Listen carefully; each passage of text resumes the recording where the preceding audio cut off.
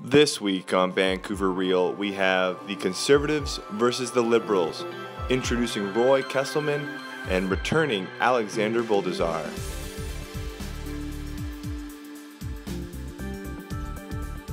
Wars are happening from a distance.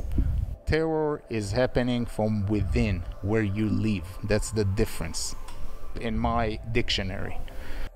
But if you step back a little bit and look at just pure numbers, how many people are dying from heart attacks and how many people are dying from terrorists, you have a bigger chance of dying in your bed from a random event like a stray car ramming into your house and killing you while you're hiding in your bed than you do of dying from a terrorist attack. Now, those numbers change when you live in Israel.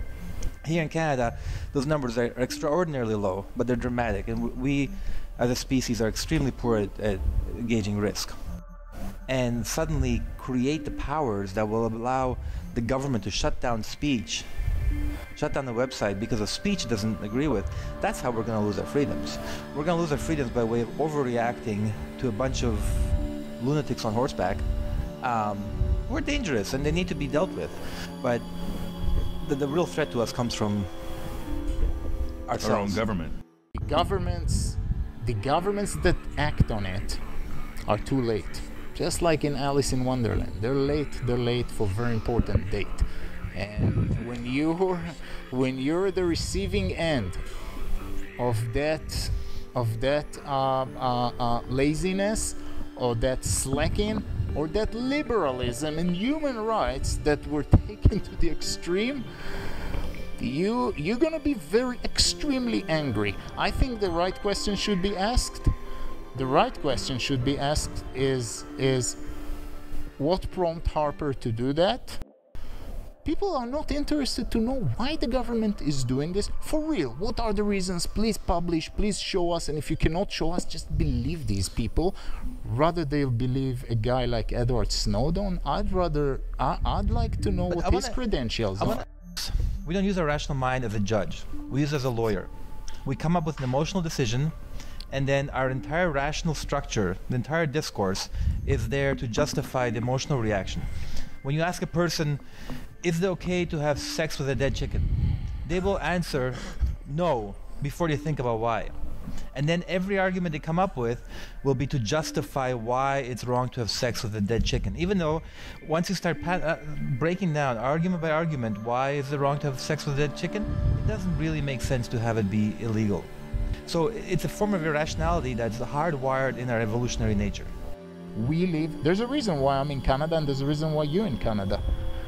We would like to believe that this is an open society, a liberal society. I'm not as anti-liberal as you might think. And the reason I'm pro-Israel is because they're more liberal than Hamas and the Palestinians. Yeah. I'm a fighting liberal. Israel is more liberal. Israel is more liberal than Canada, by the way. I've been living here 7 years now.